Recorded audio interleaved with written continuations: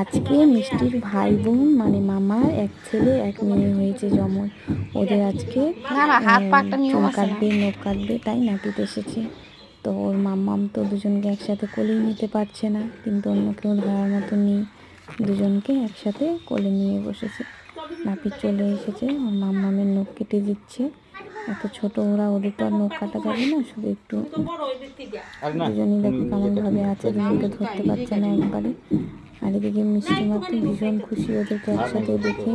এতদিন ওরা তো ঘরের ভেতরেই ছিল, আজকে বার করেছে উঠোনে। মিষ্টি সব কিছু দেখছে, আর আমাদেরও খুব ভালো লাগছে ওদেরকে বাইরে আসতে দেখে। যখন ওদেরকে নাপিত আশীর্বাদ করছে, এটাই নিয়ম, আশীর্বাদ করতে হয়।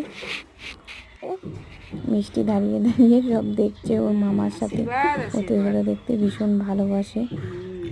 দুজনকে আশীর্বাদ করছে, ও সব কিছু দেখছে আর আনলিমিটেড কথা বলে যাচ্ছে। ঠিক আছে, টাটা, বাই বাই। আজকের ব্লগটি এই পর্যন্ত। আমার মাথায় কেন? বাচ্চার মাথায়।